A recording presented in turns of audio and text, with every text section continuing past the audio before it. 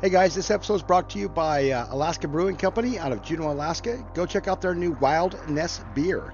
Launched on March 1st, any place that you got a good retailer near you or your favorite watering hole. Here we go. Hello guys, welcome back to another installment of Galley Stories, Stories of the Bering Sea and Beyond. I am your host, Mark Haler. Once again, we're still here down at the Pacific Marine Expo, put on by, obviously, Pacific Marine Expo and National Fisherman Magazine.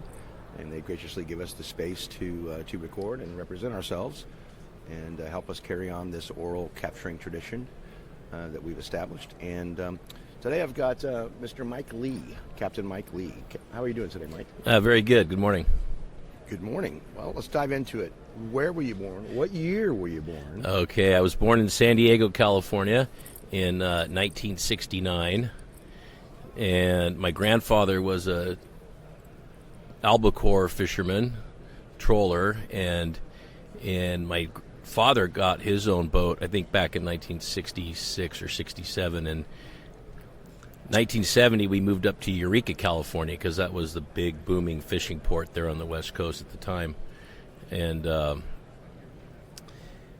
so obviously I don't remember the move, but my earliest memories were pretty much learning how to walk on the boat when I was a little kid, and I have a twin sister, and we'd be running up and down the docks when we were little tykes. And I think it was about the third grade, my dad said, "Oh, you're going out today, crabbing." And I remember baiting crab pot jars off of Humboldt Bay on day trips there and going across the Humboldt Bay bar. It was pretty rough, and there were some times I didn't get it go, but our house lived overlooking the jetties. And we had a VHF radio in the house, and I would see my dad in his big orange jacket going through the jetties there, and always wondering where he was going, and what time he was going to get back. And he fished salmon, crab, and albacore. And then my grandfather was up there, and my grandfather pretty much just did albacore. He didn't like crabbing. Mm-hmm. Sounds like you had a pretty good diet growing up. Oh yeah. We did brain food, they used to call it in those days. You had to eat your fish because it made your brain grow big. And my dad sold a boat in 1979. It was a boom year, 77, 78. I remember he made a lot of money, and everybody wanted to get into fishing. So my dad sold the boat at the top of the market, and then it crashed there in 1980, 81, 82. It kind of crashed. And he opened up a seafood market, fish and chip place, so we were still buying. I had moved back to San Diego after my parents split up with my mom, and then I think I was about 14. My grandfather was going on albacore for the summer, and school got out, and he said, "You're old enough, you're my deckhand." So sailed out of San Diego Bay on a 53-foot jig boat and started pulling in albacore, and that was fun. Well, so let's talk about that experience a little bit. It was just you and your grandfather? Just me and my grandfather. Oh, great. Yeah. I was the deckhand, and he'd be up in the wheelhouse. That was a beautiful boat. He built it himself. It was the second steel boat that he built. And that one is still fishing. It was called the Seafin 2. This first one was the Seafin 1. And I believe it is still fishing somewhere in southeast Alaska now. It was converted to a longliner. It's called the Ad G. And my grandfather built that boat. All right. So how long did you do that? How did your maritime, how did your fishing? Well, so I was out there fishing between 8th grade, 9th grade, 10th grade. In the summers, we'd leave the day school got out, and we'd start chasing the albacore up north, and we'd pull into L.A. or Morro Bay and offload fish and get fuel and whatnot and groceries, and then usually toward the end of the summer, they'd dump me off. One time in Eureka, one time in Astoria, put me on the Greyhound bus to go back to school, and he paid me $100 a week. And I thought I was rolling in it, Well, at 7th and 8th grade, you are. Yeah, in freshman high school, and I was like one of the few kids that actually was able to pay for my own private driver's ed because I was fishing. Nice. All right, so how did you progress?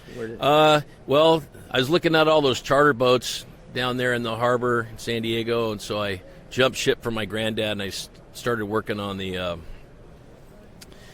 charter fishing boats down there in San Diego, H&M Landing, and worked on a dive boat. So I was scuba diving at the Channel Islands and stuff. But I'd always see those big tuna seiners.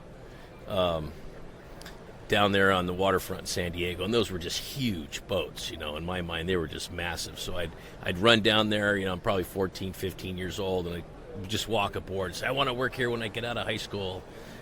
And those guys would say, hey, kid, this industry's not long for the tooth here. Go to that ship school. And I said, what's the ship school? Oh, there's a place up by San Francisco. And one of the summers I was pulling tuna with my grandfather. A tanker went by, and it was a pretty sloppy day. We were just kind of getting bounced around, and I remembered I was on wheel watch, and my grandfather was sleeping, and I called him up, yelling at him, Grandpa, come up and look at this thing. This, big oil tanker goes by. And they were just getting a little spray on the bow. They were headed north. It was one of the Valdez tankers, TAPS tankers they call them. And he goes, oh, you could work on that. You just have to go to this ship school up there in Vallejo. So it all kind of came together. I went back, I think it was the 10th grade. I went in the guidance counselor's office in the high school, and I looked over, and there was a poster with a sailboat on it, and it said Careers at Sea, and it had this little peel-off postcard, and it said California Maritime Academy. And I put my name on it and put the address on it. I didn't have a stamp, and I went to them. They said, hey, can you guys mail this for me? And they did, and then the catalog came back. And I was so excited. I read it cover to cover, and I saw them wearing uniforms. And said, I'm not going to do that, I want to work on those seiners. And then I went to sea again that summer. I think it was between 10th and 11th grade. And I saw more ships offshore, and I went back to high school for, I think it was the 11th grade. And I called up the Maritime Academy and said, hey, what do I got to do to get into that place? And they said, well, take math and science classes, get a B average, and you could apply, And you had to write a letter, and being a fisherman's son and grandson, that kind of helped, I think. And I remember I was working on the charter boats down at H&M Landing, and all the guys were saying, hey, stay here, get your 100-ton license, and you can be working on these boats, and driving them someday. And I said, I'm going to go up to that ship school. And they go, oh, yeah, they kick everybody out. You won't last up there. And so I drove my 1960 Volkswagen bus after I got out of high school, drove it from San Diego to Vallejo, and started school and graduated 1991. And, it was the Persian Gulf War at that time, the first Persian Gulf War. And there were ships everywhere, and you could not get a ship job in those days. And because the unions were locked up, all the big ship companies are all unionized, and you couldn't get in. And in 1990, there was a factory trawler that had gone over in Bering Sea, and some of those companies came down and started recruiting graduates from the Maritime Academy, deck guys and engineer guys, to come up and work on the boat. So a bunch of my classmates, we ended up going to the Bering Sea and started working on the factory trawlers, and did a couple of very big factory trawlers for a while. What was your first one up there? My first one was actually was a delivery job. A friend of mine, he was my roommate. He was mate, and they needed another mate to bring the American Dynasty down. Down from Alaska? From Dutch Harbor to Seattle. So I had just gotten off a container ship. We're jumping too fast. Oh, sorry. So right out of school, what was the first gig after? Right out of school. Okay, it was not a lot of work. So I got a job on this oil spill responder boat, and they were building these things on the East Coast. So I was able to get on there as an able seaman, and then they moved me up to a second mate. It was a limited tonnage vessel, and I delivered a couple of them from Pascagoula, Mississippi, around to the West Coast through the Panama Canal. Mm-hmm. And then what's that experience like? Can you walk us through the Panama Canal? Oh, it's fascinating. I've been through it now probably 12 or 13 times, and my last one was a couple of years ago. It's a wonder of the world. It is literally. Being a guy on deck, a mate in the wheelhouse, it's great because you get to be up and see it.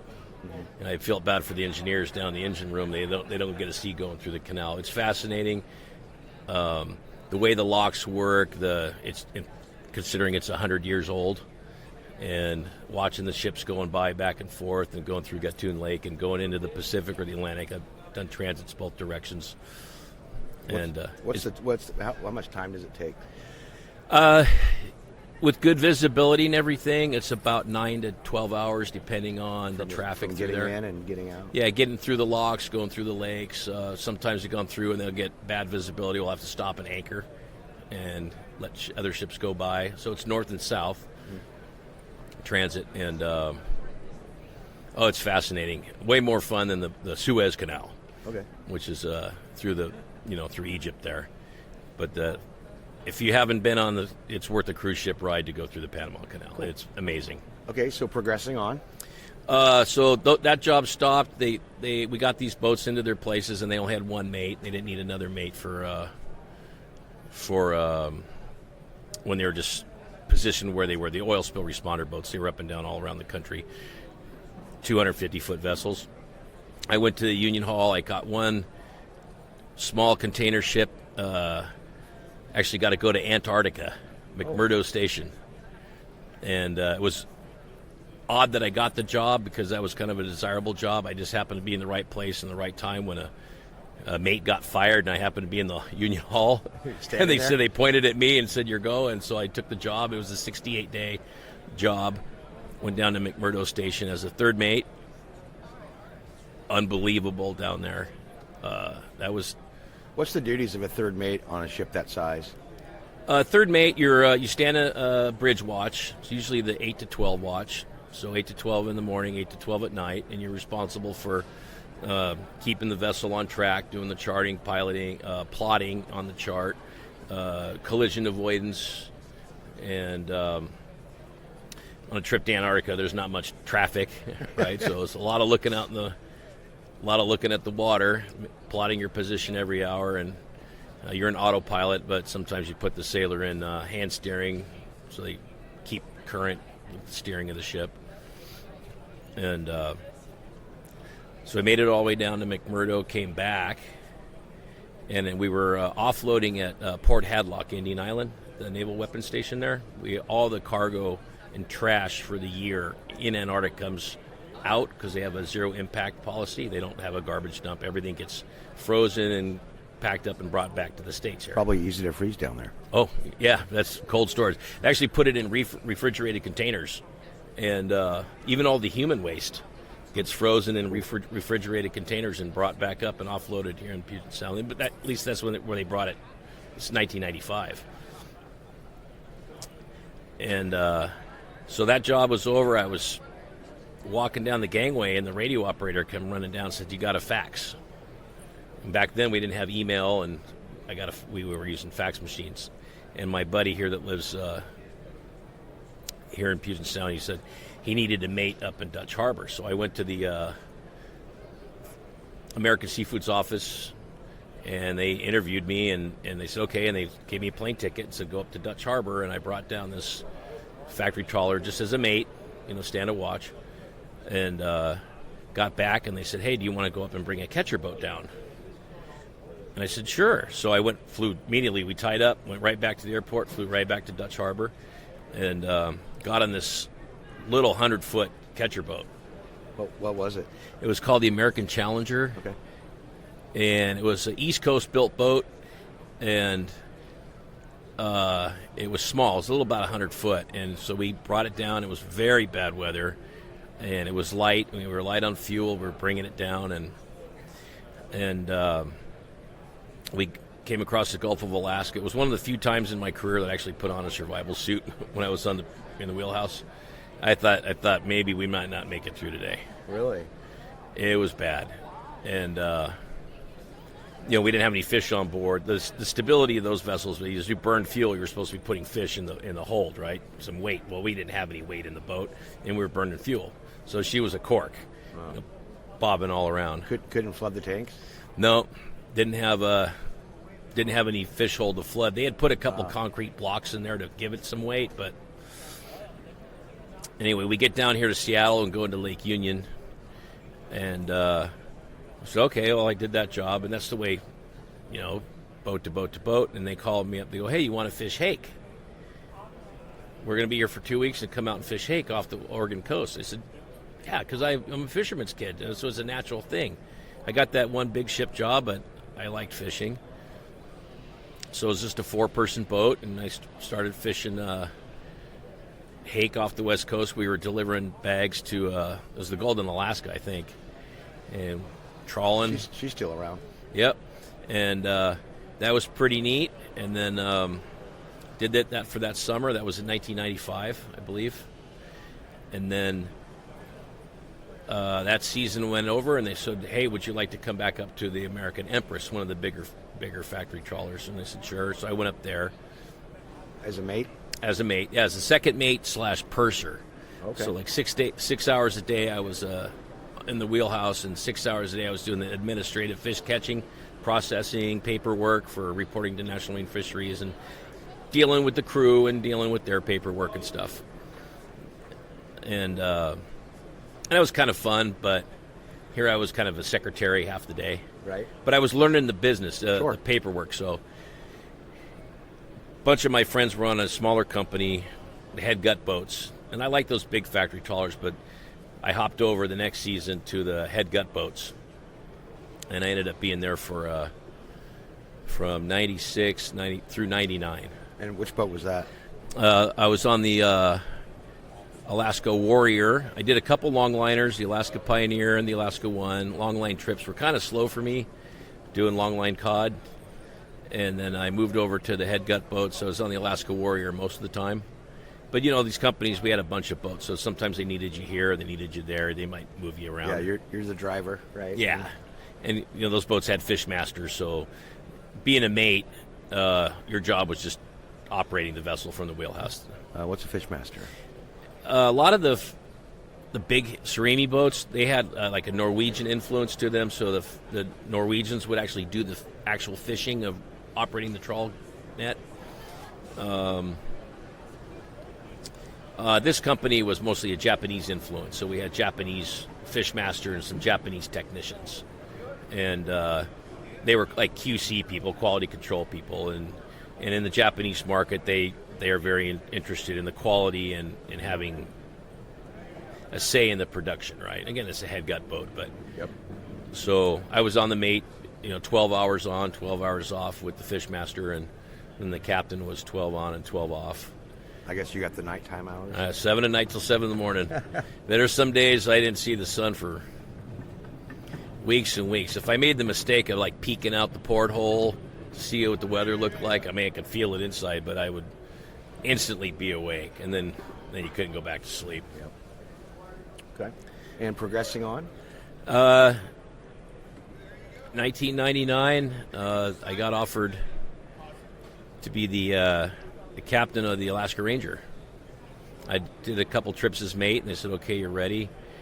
And they said the Ranger, and I said, "Okay." And I thought about it for a little bit, and I went on vacation, flew back down to California, and I was living near Eureka, California. And I just went down to the Union Hall in San Francisco for the ship union just to see some friends. And I walk in there, and lo and behold, there was a third mate job on a container ship. And I threw my card in, and I got the job. And then I did a 35-day trip around the Pacific. I come back in the hall, and then there was another job, and I got a 35-day trip. And then, meanwhile, this company is calling me, said, "Hey, you're going to come back. You're going to be our captain, right?" And I said no, because I remember when I was a little kid looking at those tuna seiners, and I was on my grandfather's boat, and it was 53-foot boat, and I'm looking at those tuna seiners were all 200 to 250. I think most of them were about 210 foot. And I just always like to want to get on the next bigger thing. Mm-hmm. So all of a sudden I get a couple container ship jobs, and then I'm look back at the factory trawler. It was kind of too small for me now. So Probably a good choice considering what happened there. Yeah. I remember I was in Seattle, Tacoma, getting on a ship, and phone's ringing. Everybody's turn on the news, and I turn on the news, and there's video footage of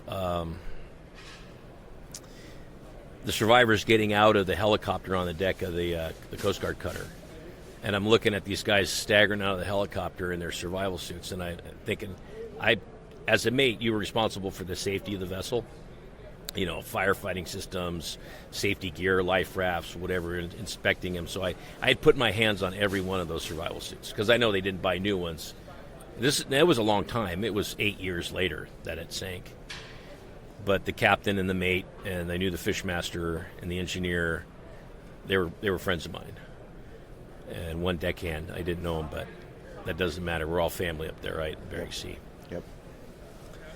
So there was 5 lost? 5. 5 lost. Yeah, I knew 4 of them. The captain. The captain, the mate. Which would have been your job. Which would have been my job. Yeah. And actually, I got called by the Coast Guard, even though it was years later. They called a lot of people that had worked on that boat and asked us what we thought would happen. And I gave my opinion, and I think I was right. Is the rudder post, on top of the rudder post, there's a bearing surface that locks together, holds it up into the rudder post, and that, because we'd seen it on another boat, that bearing surface where the rudder pivots had ground down and the rudders were starting to slip, basically fall out of the boat. Mm-hmm. And the rudder room was above the engine room, and it started to flood, and then it down flooded into the engine room, and she went up on her stern and went down. And I thought back to the one in 1990, and I thought about that one, and I thought, man, safety is a big thing, as we know. Yeah. And in the 6 years or so that I was up there, I remember hearing a couple calls on the radio for help, and you just listen to the radio, you know, and thinking, oh, come on, guys. You knew if they lost the engine, if they lost propulsion, that was pretty much going to be it. And a couple times that was, and I can't remember the boats, but that would have been anywhere between 95 and 99. And then, so did you remain on the large boats after that? Yeah, I kept on working on the bigger ships and stuff. And but you know, I'm a fisherman's kid, so going all over the world, the Far East, you know, I'd see the squid fleets, you'd see tuna seiners in the warmer climates, crossing oceans, and I'd always look at them. And I remember one time I was mate, and I saw it was like a drift net rig, and I could kind of looking at it, and we're going to go right through it, right? So I remember putting the ship in hand steering and paralleling this net and following these long drift nets, you know, out in mid-Pacific and going around it. With your big container ship. Yeah. I think that one was a tanker. I can't remember, but I remember the captain coming up and feeling the ship moving and turning, you know. He goes, what are you doing? I said, well, there's fishing gear. I'm going to go around it. He goes, screw those guys. Just go through it. Because, you know, you got spurs on the propeller shaft that if you get the net, it'll cut them up, right? I said, but Captain, this is gear. That's his income, you know. If he loses his gear to us, he can't, you know, I don't know what nationality he was. He's probably Japanese or something, but he goes, I don't care about the fishermen. And I remember looking at him, and, you know, in those days, you know, a junior officer's not going to really stand up to a captain, you know. And I remember telling him, I said, no, I'll always go around fishing gear, because that's their paycheck. Yeah. Yep. Right. What's been your best time at sea, Mike? Oh, gosh. 30 years, you know. Hard to really pick a specific memory. But, you know, the amazing people that I worked with, some really funny sea stories, some real characters out there, people that if you told them the stories, they wouldn't believe it. You know, sea stories, galley tales, right? And I remember my wife would listen to my sea stories, and she'd like, you got to write this stuff down. You know, I don't believe this. You know? And when my buddies would show up, we'd start talking about this ship and this person and that person. And my wife would just sit there, because now we're using the nautical lingo. And she goes, I don't know what you guys are talking about, but this is pretty neat. Yeah. You know? I thought you were going to say the time you spent with your grandfather. But no, definitely. Oh, absolutely. You know, he just passed away in 2021. He was 99 years and 10 months. Wow. Okay. So he lived a really good, long life. But, yeah, absolutely. Thank you for reminding me of that. What about your worst time at sea? My worst time? Coming across As far as dangerous, coming across the North Pacific, just below the Aleutian Islands, out by Seaguam, on a old steamship, container ship. We took a roll of about 55 degree roll. Full of containers? Full of containers, yeah. About 35 of them went shooting off the deck and falling down and crashing. And it's called parametric rolling. A lot of people have heard of synchronous rolling. Parametric rolling is when you're running with it, and you get like a trough. The trough is in the middle of the vessel, and the peak of the waves like at the bow and the stern. So there's no water in the middle of the ship. We're talking about a 500-600 foot ship here, small for today's standards, and it just basically flopped over, and we were running full speed, so lost a lot of containers. Yeah, you're on a big vessel like that, and that happens. It's kind of like, wow, it's a big machine. Yeah, it shouldn't do that. Consider 90% of the time you're just like smooth sailing, right? Yeah, no, I mean, we run away from bad weather, and that captain was East Coast guy, and he was filling on the West Coast, and of course, seasoned captain and everything. And we did our track line up there, and I was like, I handed him the weather report we used to print out on the old weather fax, and I wrote butt kicking on our track line underneath near Seaguam Island, and I hung it on his door, and the next day I wrote the same thing. Or next watch, I printed out the weather fax. He goes, "What do you know about the weather up here, third mate?" I said, I just spent the last 6 seasons fishing up here, Captain. Right? Oh, yeah. Well, I was on my X on that chart the next day where we lost those containers. And see, a lot of those big ship guys, they look at fishermen as, they're little boats. They're in my way. Yeah. Right? Cut their nets. Yeah, cut their nets. They'll get out of your way. Tonnage rule. They have to move. Yeah. What has the sea given to you? It gave me a great career. 30 years. I decided to retire last year and go into education. I always had an idea about teaching. Actually, I wrote my dad a letter when I was on that trip to Antarctica, and I was about 25 or 26 years old. I said, "Hey, I want to go back to college and become a school teacher." And he says, "Well, that doesn't pay anything, kid. Stay doing what you're doing." So I eventually, over the years, got a teaching credential. I started subbing at the high school level, and I would do a lot of juvenile hall because I can handle it, right? If I can handle Union sailors and Bering Sea fishermen, I can handle some kids in the juvenile hall that need someone to love them. Yep. And so I got into education, and I had the opportunity just starting this year, I took a job teaching maritime science at a junior college in Oregon. Congratulations. Thank you. Okay, what's the sea taking away from you? A lot of time. You miss half of everything. You miss half the birthdays, half the holidays, including your own.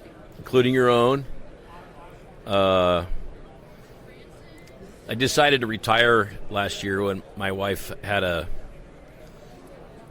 massive stroke on New Year's Eve last year, and she didn't make it. I was on a ship. Oh, I'm sorry. And I was on the other side. I was near Guam, an island called Saipan, and I got home and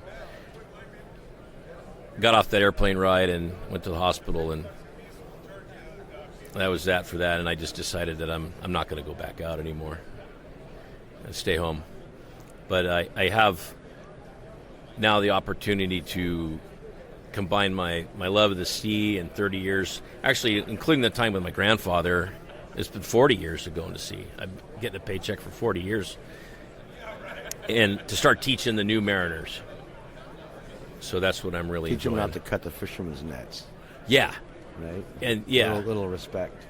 Exactly. But also that in the maritime world, it is the big ships. It is the fishermen. It is the tugboat guys. It is everybody that's on the water. Yeah. And right now, the sky's the limit. A lot of young people don't want to go to sea. That's what we're doing here at the Expo, is recruiting for students for Clatsop Community College in our little maritime program. Mm-hmm. And there's others all around, but maybe somebody's walking through here and they have a son or a daughter that we'd be a good fit for them. Right. Yeah.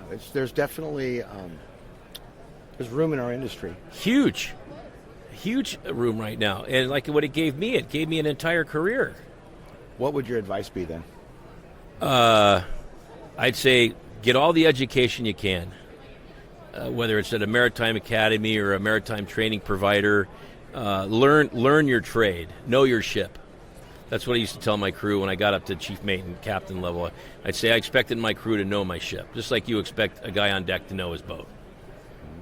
So you have to understand about stability and weather and navigation. There's no other job in the world, I think, maybe a doctor or an astronaut, I don't know, but that people on the water have to have a broad range of knowledge.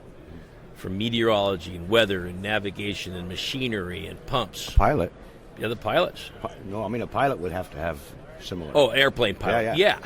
Oh, absolutely. And also the ship pilots out here, right? Sure. So it's a great business because you're always learning. You can learn every day for your entire career. Awesome. Mike, thanks for taking the time with us today. Do you have any final thoughts you'd like to share before we wrap this thing up? Yeah, just I always think about every person on the water and safety first. Know your boat, know your ship, and trust your shipmates. Awesome. All right, Mike, well, thanks for taking the time with us here at the Expo. And guys, remember, we do have that gear store up. It'd be link on the last 10 episodes or so. If you're looking for ways to support us, you can do so by repping our gear. With that, thanks a lot again, Mike. All right, thank you. And guys, we will see you next time. All right.